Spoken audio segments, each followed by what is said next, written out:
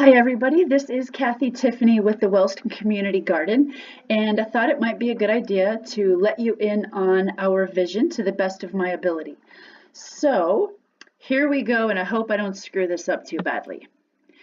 Anyway, the people behind the Wellston Community Garden are me, Kathy Tiffany, and Dana Wiseman.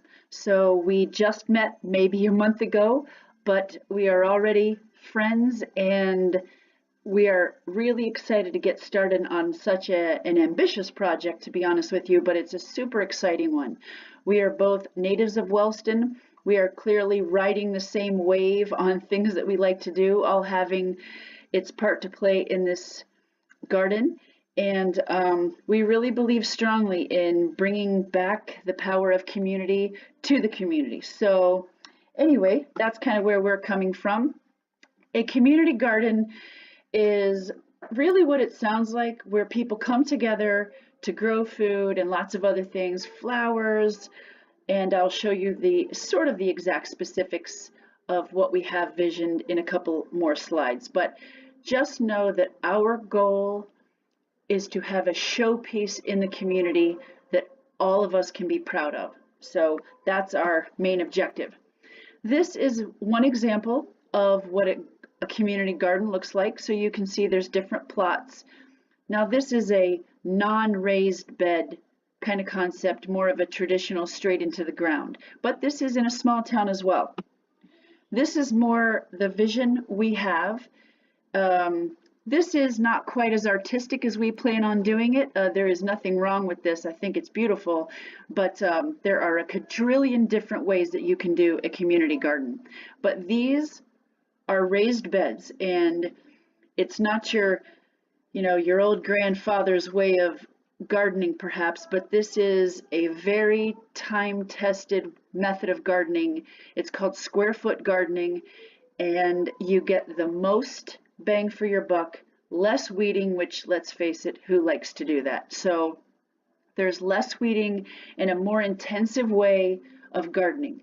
And know that one of the goals that we have is to teach everyone who's involved how to garden. I mean, it is not fun to plant tomato seeds or buy tomato plants and watch them die. So we want everyone to be successful. This is just another example. How we all look alike, every community garden. Did I say how we all look alike? How we all look differently is how community gardens are. There's a personality and a rhythm to all of them. These are more in line with what we are going to offer, not exactly, but very similar to what we want to offer in our special abilities section.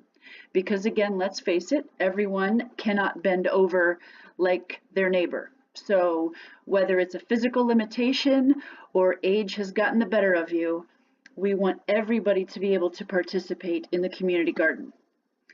This is an example of, obviously this is all flowers, but a community garden does not just have to be potatoes and tomatoes. You can add flowers and make it look beautiful, and that is what we're aiming on doing as well.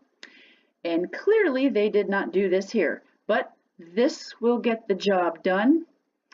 But we are really hoping, like I said, to add that showpiece element to it and make you proud when you're walking down the street. This is an artist rendering of a community garden, but you're getting to see the theme here. Raised beds, people come and gather. This is a perfect example of raised beds, and so now you see why we need to fundraise. Wood is not free. We got to fill this with soil.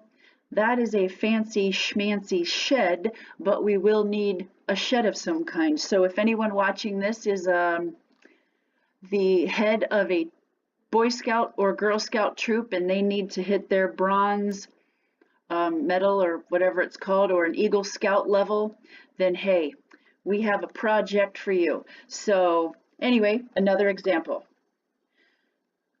Yet again, another example, but you can see how, I mean, this is pretty and people will benefit from this. So in a community garden, there's always challenges. Some people are going to want to vandalize. In the research that we've done, that does not usually overrule anything. It's a problem here and there, or maybe for a very short period of time, but because of where it's going to be located, hopefully that will not be an issue. Unfortunately, we have drug addiction issues everywhere, and hopefully, you know, maybe we'll be able to even save some folks and give them a hobby. You never know. Community volunteers and leadership, we need folks to step up to the plate and help be part of our committee to help see this through to the end and for years to come. And volunteers, regular old, hey, I want to get in here and help dig, I know won't be a problem because we believe in all of you.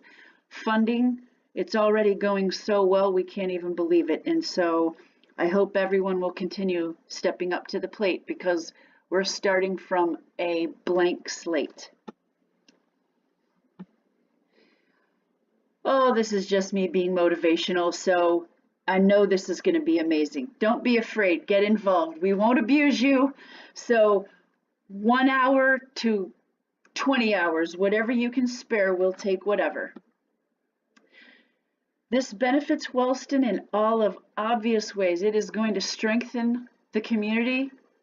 Healthy, free food for those that need it. If you invest in a private bed, meaning it's your bed for the season, you plant whatever you want, organically of course, and you take what you grow. But then we're going to have an entire public section that are going to get to the folks who need it, and hopefully they will return the favor by volunteering. Oops. Well, rats, you missed the really fancy entrance because I don't know how to go back. So we'll just skip right over.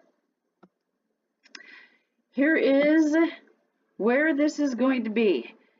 This is 2nd Street and the site of the old pants factory, and the firehouse and all of the other things around that. So this area right here is going to be renovated and reverted back to an Ohio native habitat. And think a fancy schmancy garden. So not just one big hot mess like you're walking out into the country, but something where you can wander through, sit on a bench and read a book, see some birds, butterflies, pretty flowers, and all that kind of stuff. Somewhat like a sanctuary. Hopefully learn some things along the way and get some great ideas for what you could perhaps add in a corner of your own yard.